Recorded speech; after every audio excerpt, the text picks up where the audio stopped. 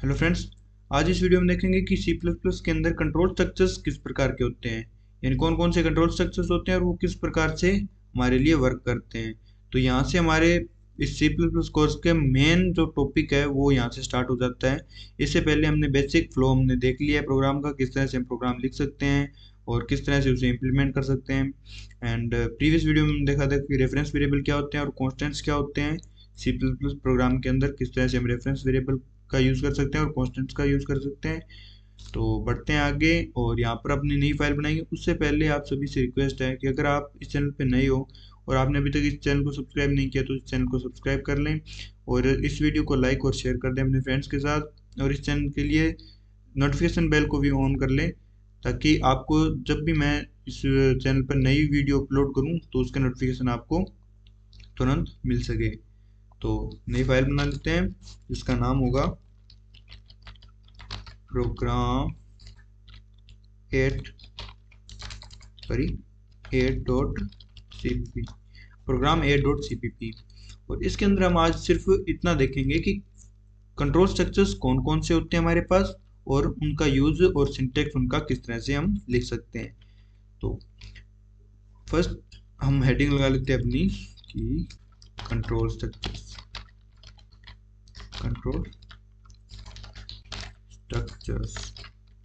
Control structures और वो भी basic control structure. Basic control structures हमारे पास कौन कौन से होते हैं आज हम वो देखेंगे। तो बेसिक कंट्रोल स्ट्रक्चर्स हेडिंग के लिए हम कुछ इस तरह से कर देते हैं ताकि पता चल जाए कि ये हमारे पास ये एक हेडिंग है। तो ये हो गया बेसिक कंट्रोल स्ट्रक्चर्स। कौन कौन से होते हैं, तो फर्स्ट हमारे पास होते हैं सीक्वेंस कंट्रोल स्ट्रक्चर।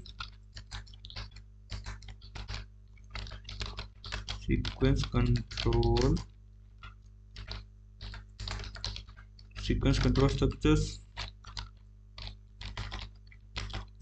सेकंड होते हैं हमारे पास selection control structure.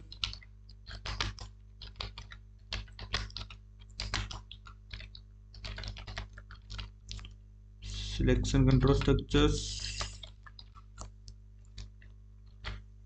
And third one होते हैं हमारे पास लूप कंट्रोल स्ट्रक्चर्स। और loop control structure most important है क्योंकि इनका यूज़ करना और इनके लिए लॉजिक बिल्ड करना बहुत ही ज़्यादा मुश्किल होता है। इतना भी ज़्यादा मुश्किल नहीं होता है अगर आपने सही से इनको समझ लिया, लूप को, इसकी लॉजिक बिल्डिंग को समझ लिया एक या दो प्रोग्राम के लिए, तो उसके बाद आप आराम से इनका लूप का यूज़ कर सकते हो। और हमारी एक प्लेलिस्ट है जिसके ऊपर हम सी प्लस प्लस के सारे प्रोग्राम्स राइट कर रहे हैं।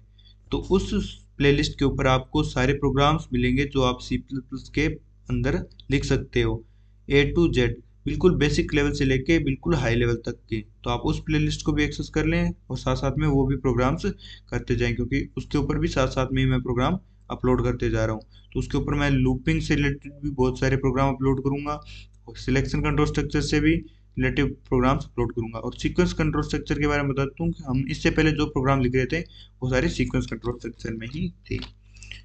तो अब नेक्स्ट हमारी हेडिंग है कि sequence control structure.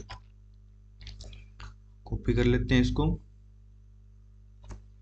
Control C and then control V, और ये होगी हमारी हेडिंग सीक्वेंस कंट्रोल स्ट्रक्चर की। तो सीक्वेंस कंट्रोल स्ट्रक्चर्स बेसिकली हमारे पास होते हैं, एक सिंपल सी परिभाषा लिख देता हूँ इसके लिए इसमें आपके लिए एक सिंपल सी परिभाषा लिख देता हूँ, यानी डेफिनेशन लिख लेता हूँ कि सीक्वेंस कंट्रोल स्ट्रक्चर यानी एग्जीक्यूशन ऑफ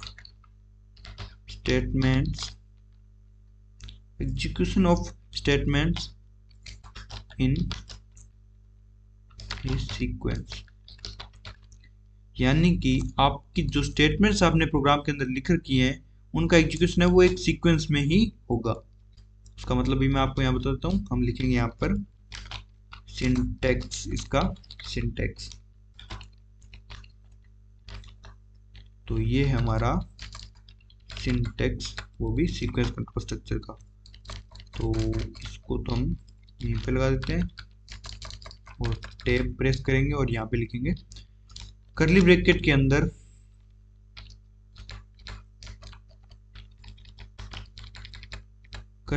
अंदर आप यहाँ पे लिखते जाते हो, जैसे कि स्टेटमेंट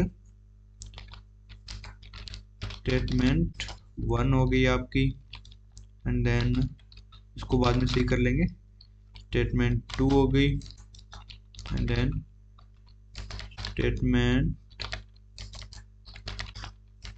3 हो गई, कंट्रोल डी, स्टेटमेंट्स 4 हो गई। विजुअल स्टूडियो कोड किस दिन काम आएगा। तो हम कंट्रोल / करके इन सभी को कमेंट आउट कर देंगे, एंड देन कंट्रोल और शिफ्ट और ऑल्ट, सॉरी कंट्रोल नहीं, शिफ्ट और ऑल्ट प्रेस करेंगे और ड्रैग करेंगे, तो ये हमारे मल्टीपल कर्सर्स बन जाएंगे और हम टैब करके इनको आगे ले आएंगे। तो statement first, statement second, statement third, इस तरह से लिखा हुआ है ना हमारे पास, तो इनको भी बिल्कुल सेम सीक्वेंस में ही कर लेते हैं। और शायद मैंने यहाँ पर कुछ गलती करी है, स्पेलिंग थोड़ी मिस्टेक है मैंने। Statement second, statement first, statement second, statement third and statement fourth हो गई हमारे पास, एंड देन कर्ली ब्रैकेट हम क्लोज कर देते हैं, उसको भी कमेंट आउट कर देते हैं, एंड देन टैब प्रेस करके इसको भी ले लेते हैं। तो फ्रेंड्स ये है हमारा प्रोग्राम। यहाँ से मत देखना, आप यहाँ से देखो कि कर्ली ब्रैकेट हम जो प्रोग्राम के स्टार्ट करते हैं उसके बाद कर्ली ब्रैकेट बंद करते हैं, उसके बीच में जो भी हम स्टेटमेंट्स हम लिखते जाते हैं, जो भी सीक्वेंस में स्टेटमेंट लिखते हैं, फर्स्ट सेकंड थर्ड, जैसे जैसे, तो यहाँ पे आपका जैसे मेन फंक्शन लिखा हुआ है, तो मेन फंक्शन के अंदर जो स्टेटमेंट आपकी यहाँ पे सीक्वेंस में लिखी हुई है ना, तो सीक्वेंस कंट्रोल स्ट्रक्चर क्या करते हैं कि उसको सीक्वेंस में ही एग्जीक्यूट करते हैं आपके लिए। जैसे पहले वो स्टेटमेंट फर्स्ट को रीड करेगा, उसके बाद स्टेटमेंट सेकंड को रीड करेगा, उसके बाद स्टेटमेंट थर्ड को रीड करेगा, स्टेटमेंट फोर्थ को रीड करेगा, फिर स्टेटमेंट फर्स्ट को एग्जीक्यूट करेगा, स्टेटमेंट सेकंड को एग्जीक्यूट करेगा, स्टेटमेंट थर्ड को एग्जीक्यूट करेगा, एंड स्टेटमेंट 4 को एग्जीक्यूट करेगा। तो इस तरह से आपका सीक्वेंस कंट्रोल स्ट्रक्चर चलता है, जैसे हम प्रीवियस वीडियोस में करते आ रहे हैं। सीक्वेंस कंट्रोल स्ट्रक्चर कौन कौन से हैं, हमने प्रीवियस वीडियो में, मतलब जो प्रोग्राम हमने प्रीवियस वीडियोस में लिखे हैं ना, वो सारे सीक्वेंस कंट्रोल स्ट्रक्चर में, क्योंकि इनके अंदर सारे जो एग्जीक्यूशन हो रहे हैं वो सीक्वेंस के अंदर ही हो रहे हैं। पहले ये लाइन, उसके बाद ये लाइन एग्जीक्यूट हो रही है, उसके बाद ये लाइन एग्जीक्यूट हो रही है ना, कहीं पर भी कोई कंडीशन अप्लाई नहीं हो रही है यहाँ पर। तो अब हम देखेंगे कि सिलेक्शन कंट्रोल स्ट्रक्चर, इसी को कॉपी कर लेते हैं, कंट्रोल, यहाँ पे हम सीधा इसको यहाँ से भी कंट्रोल C कर सकते हैं, देन कंट्रोल V कर सकते हैं। तो यहाँ पे सिलेक्शन कर देंगे इसको, तो ये हो गया हमारे पास सिलेक्शन कंट्रोल स्ट्रक्चर। इनको फ्रेंड्स थोड़ा ध्यान से देखना कि जो सिलेक्शन कंट्रोल स्ट्रक्चर होते हैं ना, उनमें हमारे पास क्या होता है कि एक कंडीशन दी होती है, जो स्टेटमेंट्स लिखते हैं उन्हीं में एक स्टेटमेंट के अंदर हमारे पास एक कंडीशन होती है, और वो कंडीशन ही डिसाइड करती है कि कौन सी स्टेटमेंट एग्जीक्यूट होगी।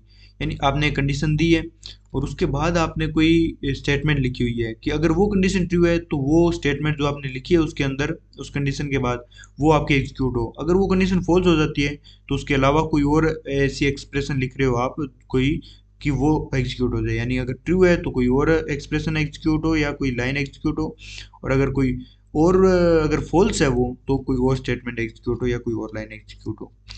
तो सिलेक्शन के अंदर क्या होता है, हमारे पास एक कंडीशन होती है। तो यहाँ पर हम लिखते हैं कि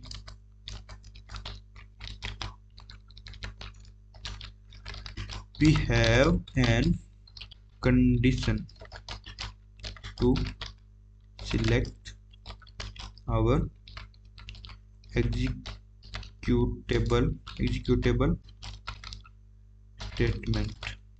statement। हमारे पास एक कंडीशन होती है जिससे हम सिलेक्ट करते हैं कि कौन सी एग्जीक्यूट स्टेटमेंट है वो हमारी एग्जीक्यूट होगी, यानी एग्जीक्यूटेबल स्टेटमेंट को सिलेक्ट करते हैं। तो इसका भी हम सिंटैक्स देखेंगे, एंड देन अब इसके अंदर हमारे पास क्या होता है कि एक कंडीशन होती है, जैसे कि हमने यहाँ पे लिखा हुआ है, फर्स्ट ऑफ ऑल हम कर लेते हैं इसको कमेंट आउट लगा देते हैं 4-5, और फिर करते हैं इसका सिंटैक्स। तरह से ये प्रॉब्लम हो सकती है, हम नहीं होगी, हो रही है कि हम यहाँ पर एंटर प्रेस कर रहे हैं ना, तब यहाँ पे ये आपका स्पेस क्रिएट हो रहा है, कोई प्रॉब्लम नहीं है। अब आपने जैसे यहाँ पे कर्ली ब्रैकेट लगा के अपना प्रोग्राम स्टार्ट किया, फिर आपने एक स्टेटमेंट दे दी, जैसे कोई भी स्टेटमेंट दे दी आपने, स्टेटमेंट 1 आपने यहाँ पे दे दी कि आप हमारे यहाँ पे स्टेटमेंट 1 आपकी यहाँ पे लिखी हुई है। उसके बाद नेक्स्ट लाइन के अंदर आप क्या कर रहे हो कि हमारे पास एक कंडीशन है यहाँ पर, मैं सिंपली कंडीशन को यहाँ से कंडीशन नहीं लिख रहा हूँ कि कंडीशन है हमारे पास, क्योंकि सिंटेक्स बता रहा हूँ मैं आपको, जैसे हम आगे प्रोग्राम लिखेंगे तो आपको क्लियर हो जाएगा कि किस तरह से ये कंडीशन लगती है हमारे पास। तो यहाँ पे आपको बस सिंपली ये देखना कि कोई एक स्टेटमेंट, उससे पहले कोई और भी स्टेटमेंट हो सकती है, कंडीशन से पहले 4-5 स्टेटमेंट और भी हो सकती हैं, तो वो सीक्वेंस में एग्जीक्यूट होंगी, क्योंकि वहाँ पर ना तो कोई कंडीशन लग रही है ना कोई लूप लग रहा है उससे पहले, तो वो सीक्वेंस में एग्जीक्यूट होंगी। यहाँ पे आपके पास आ गई एक कंडीशन, उस कंडीशन में आपको चेक करना है कि a ग्रेटर देन 5 या a ग्रेटर देन b, या सिंपली नंबर में चेक करते हैं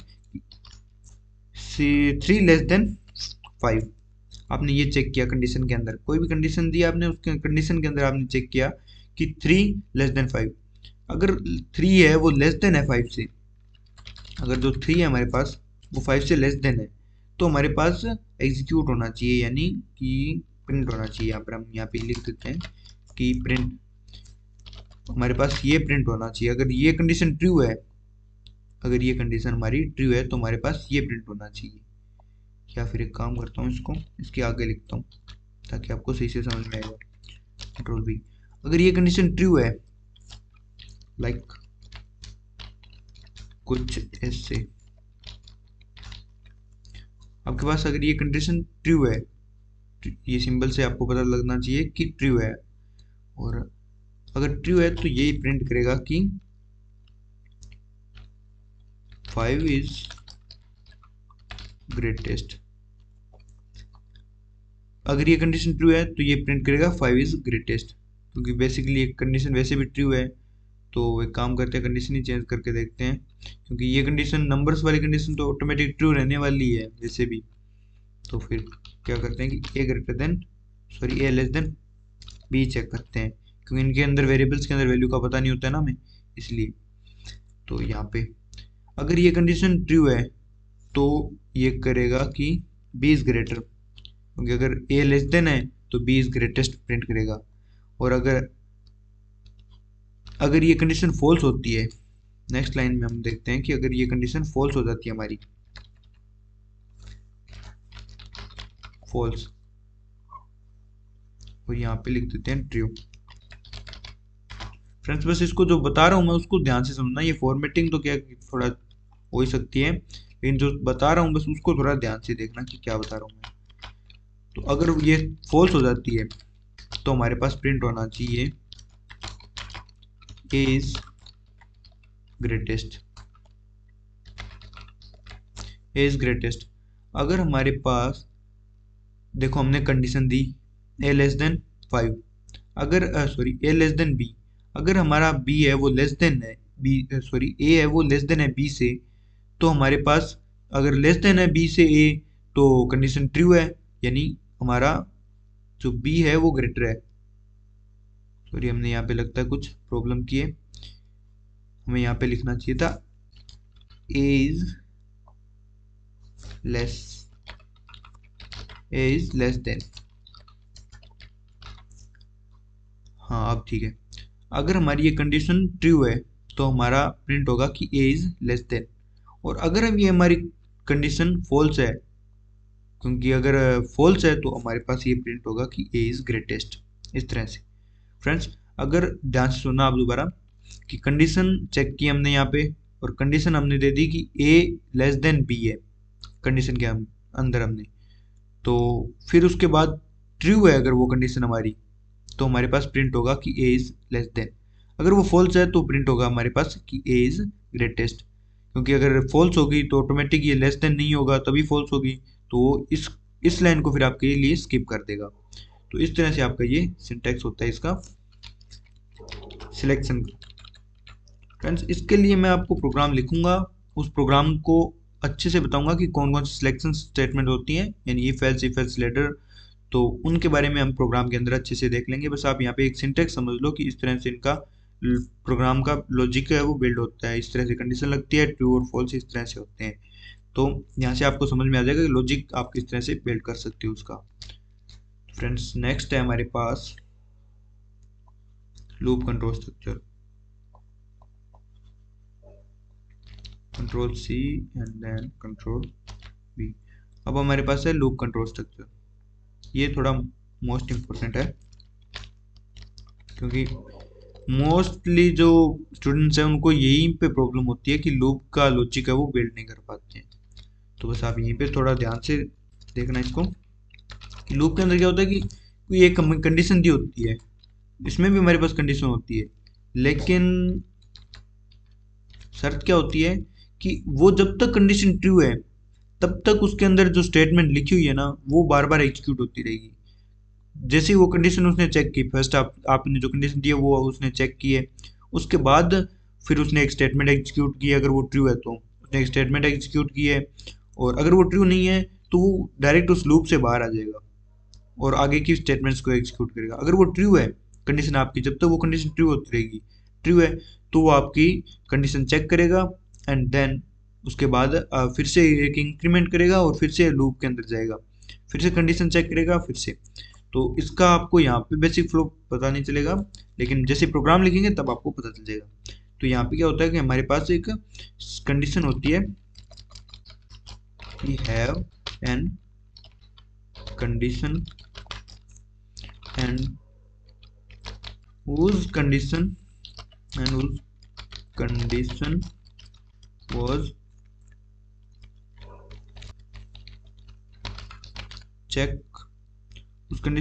checked मल्टीपल टाइम्स। वो कंडीशन आपकी मल्टीपल टाइम्स के लिए चेक होती है जब तक वो फॉल्स ना हो जाए। तो बस ये इसीलिए लिख रहा हूँ कि आपको बस थोड़ा बहुत पता चल जाए कि और किस तरह से हमारी वो लूप की जो कंडीशन है वो वर्क करती है और किस तरह से उसका सिंटैक्स लिखा जाता है। तो इसका सिंटैक्स कुछ इस तरह से हम लिख सकते हैं। तो फ्रेंड्स ये है ना आपका सिलेक्शन कंट्रोल स्ट्रक्चर का सिंटैक्स है। ये इफ एल्स का उनका आपका सिंटैक्स नहीं है, तो आप उसके ऊपर मत लेके जाना कि ये इफ एल्स का जो इफ एल्स है और इफ एल्स लेटर है उनका सिंटैक्स है। ये आपका सिलेक्शन का स्ट्रक्चर है कि यानी ये कंडीशन चेक होती है, उसके बाद ट्रू है तो ये, अगर फॉल्स है तो ये। और इसी तरह से आपका लूप का है। तो यहाँ पर हम लिखेंगे कि फर्स्ट हम लिख लेते हैं हमारा पूरा कंप्लीट सिंटैक्स। उसके बाद अगर यहाँ पे हम लूप का लेके चलते हैं, हमारे पास लूप होते हैं फॉर, व्हाइल और डू व्हाइल लूप। ठीक है, 3 प्रकार के लूप हमारे पास होते हैं, और उन लूप के अंदर से हम फॉर लूप का एक बार सिंटैक्स देख लेते हैं, क्योंकि ऐसे सीधे सिंपल समझ में नहीं होगा। सिलेक्शन के अंदर तो सिंपल समझ में आ जाता है कि ये कंडीशन है और वो ऐसे ट्रू और फॉल्स हो जाएगी, लेकिन यहाँ पे अगर मैं सिंपल लिखूंगा लूप का और फॉर लूप का यहाँ पे नहीं लिखूंगा तो समझ में आपको भी नहीं आएगा कि किस तरह से लूप वर्क करता है। तो यहाँ पे हम फॉर लूप का ही सिंटैक्स लिख लेते हैं कि फॉर लूप का हमने सिंटैक्स लिखा, सॉरी, एंड देन यहाँ पे लिखेंगे फॉर लूप का सिंटैक्स। इसके अंदर फर्स्ट स्टेप होता है वो हमारा इनिशियलाइजेशन होता है।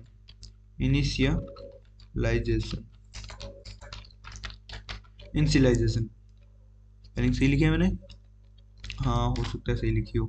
इनिशियलाइजेशन, फर्स्ट इसका इनिशियलाइजेशन करते हैं हम किसी भी वेरिएबल का, जो लूप के अंदर वेरिएबल लूप वेरिएबल है उसका इनिशियलाइजेशन करते हैं। उसके बाद हमारे पास होती है कंडीशन, उसको कंडीशन दी जाती है। उसके बाद इंक्रीमेंट या डिक्रीमेंट होता है, इंक्रीमेंट और डिक्रीमेंट। उसके बाद आपका इंक्रीमेंट और डिक्रीमेंट होता है। फ्रेंड्स यहाँ पे सिर्फ जो बता रहा हूँ बस उसी पे ध्यान देना एक बार के लिए कि मैं यहाँ पे क्या बताना चाह रहा हूँ आपको। फॉर लूप है, उसका इनिशियलाइजेशन होता है उसके अंदर पहले वेरिएबल का, उसके बाद कंडीशन दी जाती है, फिर इंक्रीमेंट और डिक्रीमेंट होता है। और जैसे हम आगे प्रोग्राम लिखेंगे ना तब आपको ये कंफर्म क्लियर हो ही जाएगा। और उसके बाद यहाँ पे हमारी होती है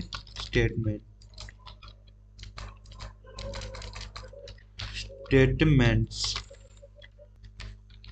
यहाँ पे हमारे पास स्टेटमेंट्स लिखी होती हैं इसकी, फिर अब देखिए यहाँ पे पहले लूप का इनिशियलाइजेशन होता है, उसके बाद कंडीशन लिखी जाती है, फिर इंक्रीमेंट डिक्रीमेंट होता है।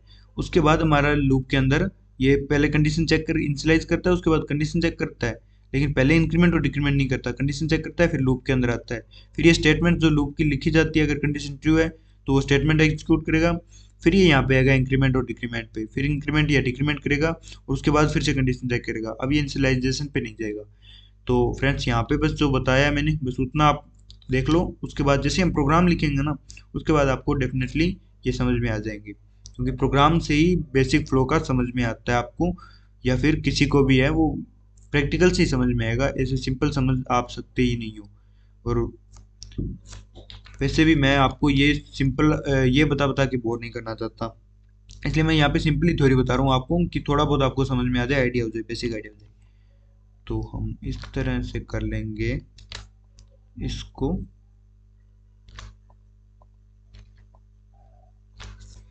एंड देन होम पे जाएंगे इकट्ठे ही।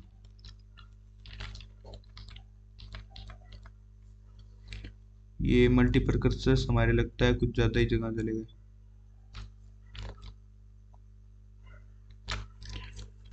अब हम लगाएंगे यहाँ पर डबल फॉरवर्ड स्लैश और कमेंट आउट कर देंगे इसको। ये फ्रेंड्स इसका बेसिक सिंटेक्स है फॉर लूप का। और इसके बाद मैं आपको यहाँ पे इसी का एक काम करता हूँ, एग्जाम्पल लिख के भी आपको बता ही देता हूँ, ताकि आपको पता चल जाए कि किस तरह से इसका फ्लो होता है। कंट्रोल डी, ठीक है फ्रेंड। अब यहाँ पे लिखेंगे फॉर लूप का एक एग्जाम्पल, ताकि आपको ये पता चल जाए कि किस तरह से ये लिखा जाता है। इंट ए हमने लिखा, ये हमने इंट एक इनिशियलाइज कर दिया एक वेरिएबल को, एंड देन हमने यहाँ पे एक कंडीशन, हमारी कंडीशन होगी कि ए लेस देन 5, ये हमारे पास कंडीशन है। और इनिशियलाइजेशन में हम इसको इनिशियलाइज ही करवा रहे हैं यहीं पर कि ए इज इक्वल टू 1 से, ये 1 से इनिशियलाइज हो रहा है, लेस देन 5 तक ये चेक कर रहा है।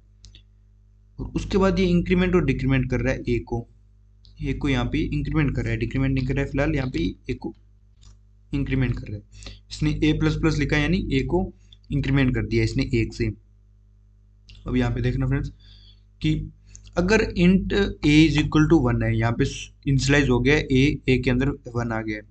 अब ये कंडीशन चेक करेगा कि ए लेस देन 5 है, हाँ क्योंकि ए लेस देन 5 है, 1 छोटा है ए से, तो ये इस लूप के अंदर आएगा। अब ये पहले इंक्रीमेंट नहीं करेगा, बस आपको ये ध्यान रखना है कि पहले इंक्रीमेंट नहीं करेगा। अब ये कंडीशन चेक करते ही लूप के अंदर आएगा, जो स्टेटमेंट आपने लिख रखी है उस स्टेटमेंट को, उन स्टेटमेंट्स को एग्जीक्यूट करेगा। स्टेटमेंट 1 और स्टेटमेंट 2 यहाँ पे लिख देता हूँ, स्टेटमेंट 1 स्टेटमेंट 2 को ये एग्जीक्यूट करेगा। उसके बाद यहाँ से ये फिर से लूप के अंदर जाएगा, यहाँ से लूप के अंदर जाएगा ये, और यहाँ पे आएगा इंक्रीमेंट और डिक्रीमेंट चेक करेगा। इंक्रीमेंट हो रहा है आपका 1, तो अब 1 की वैल्यू 1 से इंक्रीमेंट हो गई है, 2 हो गई है। फिर कंडीशन पे आया, कंडीशन चेक की, अभी भी 2 लेस देन है, फिर से जो स्टेटमेंट थी वो एग्जीक्यूट की, फिर से आपके यहाँ पे आया इंक्रीमेंट डिक्रीमेंट पे, इंक्रीमेंट है यहाँ पर तो उसने 2 था, इंक्रीमेंट पहले हुआ था तब 2 हो गया था, अब 3 हो गया, तो 3 लेके आया यहाँ पर, चेक की कंडीशन 3 अभी भी लेस देन है, फिर से स्टेटमेंट एग्जीक्यूट की और फिर से यहाँ पे आया, फिर से इंक्रीमेंट हुआ 4 हुआ, फिर चेक किया लेस देन है, ओके, तो यहाँ पे स्टेटमेंट एग्जीक्यूट की, फिर से यहाँ पे आया, अब वो यहाँ पे 5 हो गया, यहाँ पे चेक किया 5 लेस देन 5 से लेस देन नहीं है, इक्वल टू है लेकिन लेस देन नहीं है, तो यहाँ पे कंडीशन आपकी फॉल्स हो गई और डायरेक्ट आपका एग्जीक्यूट हो जाएगा ये प्रोग्राम, और यहाँ पे नेक्स्ट आ जाएगा। इस तरह से आपका लूप वर्क करता है। पे लिख देता हूँ एग्जाम्पल, इस तरह से आपके लूप वर्क करते हैं। और अब यहाँ पे मैं इन सभी के आपको टाइप्स बता देता हूँ कि किन किन कंट्रोल स्ट्रक्चर के क्या क्या टाइप्स होते हैं। तो लूप कंट्रोल स्ट्रक्चर का टाइप फर्स्ट होता है फॉर लूप। फर्स्ट टाइप आपके पास होता है फॉर लूप, या फिर वाइल लूप कर लो यहाँ पर, क्योंकि फॉर लूप वैसे कॉम्प्लिकेटेड है तो लास्ट में रखते हैं हम इसे, वैसे रख सकते हो कोई प्रॉब्लम नहीं है। वो कंट्रोल डी किया, एंड देन सेकंड है हमारे पास do while loop. Do while loop and third है हमारे पास फोर। ये तीन प्रकार के हमारे पास लूप्स होते हैं सी प्लस प्लस के अंदर, या बाकी लैंग्वेजेस के अंदर भी ये तीन प्रकार के लूप होते हैं, while loop, do while loop and for loop. Friends while loop भी बिल्कुल क्लियर है और डू वाइल लूप भी क्लियर है, फॉर लूप भी थोड़ा कॉम्प्लिकेट है, लेकिन हाँ अगर आप सही से देख के करते हो और समझते हो बात को जो बता रहा हूँ मैं, और तो आप इसे कर सकते हो आराम से, कोई प्रॉब्लम नहीं आएगी आपको। तो while loop, do while loop, for loop जब हम करेंगे जिस वीडियो के अंदर, उस वीडियो के अंदर इनका ब्रीफ डिस्क्रिप्शन दूंगा मैं इनका, और इसकी ब्रीफ में जानकारी हम लेंगे बिल्कुल कंप्लीट कि while loop, do while loop और फॉर लूप क्या होते हैं। थ्योरी नहीं करेंगे, लेकिन हाँ इनके एग्जाम्पल इतने करेंगे कि आपको कंप्लीटली इनका पता चल जाएगी क्या होते हैं और किस तरह से इनके लॉजिक बनते हैं। अब हम करते हैं सिलेक्शन के टाइप्स, लिखते हैं हम यहाँ पर, जैसे वहाँ पे लिखे थे वैसे यहाँ पर लिखते हैं सिलेक्शन के टाइप। तो यहाँ पे होते हैं इफ, इफ होता है, वैसे सिंपल इफ भी होता है, लेकिन आप यहाँ पे दोनों साथ में लिखेंगे। तो इफ एल्स होता है आपके पास, इफ एल्स होता है control D, if else ladder होता है। मेन आपके पास यहाँ पे दो ही टाइप होते हैं इसके, आप वैसे इनका यूज कर सकते हो इफ के अंदर इफ लगा के, और वैसे भी इनका यूज कर सकते हो आप, लेकिन आगे वो जैसे आते जाएंगे हम वैसे देखते जाएंगे। लेकिन यहाँ पे इफ एल्स और इफ एल्स लेटर का यूज मोस्ट इम्पोर्टेंटली आपके पास होता है। सीक्वेंस तो सीक्वेंस ही है ही। तो इस तरह से आपका ये कंट्रोल स्ट्रक्चर्स हैं वो वर्क करती हैं। तो नेक्स्ट वीडियो में हम देखेंगे कि इफ एल्स और इफ एल्स लेटर किस तरह से होते हैं, और इनके एग्जाम्पल देखेंगे किस तरह से वर्क करते हैं, ये कंट्रोल स्ट्रक्चर किस तरह से कंट्रोल करते हैं। तो नेक्स्ट वीडियो में हम देखेंगे इनके बारे में, उससे नेक्स्ट वीडियो में हम लूप कंट्रोल स्ट्रक्चर के बारे में देखेंगे। तो इस वीडियो में इतना ही, बस आपको मैं ये इतना ही बताना चाहता था कि कंट्रोल स्ट्रक्चर आपके लिए किस तरह से काम करते हैं, और इनके बारे में अगर आपको थ्योरी और देखनी है तो आप गूगल सर्च कीजिए और इनके बारे में आप थ्योरी पढ़ सकते हैं। और यहाँ पे थ्योरी बताने का कोई मतलब नहीं था, सिंटेक्स वगैरह भी आप वहाँ पे और जाके चेक कर सकते हैं इनके। वैसे मैं आपको इनके सिंटेक्स आगे बताऊंगा नेक्स्ट वीडियो में इनके, और उससे नेक्स्ट वीडियो में फॉर लूप और इनके। तो फ्रेंड्स आज के लिए इतना ही, मिलते हैं नेक्स्ट वीडियो में। एंड अगर आपने अभी तक चैनल को सब्सक्राइब नहीं किया तो सब्सक्राइब कर लें, एंड वीडियो को लाइक और शेयर कर दें, एंड नोटिफिकेशन बेल को भी ऑन कर लें। Thank you for watching this video friends, and मिलते हैं नेक्स्ट वीडियो में, तब तक के लिए bye bye and take care.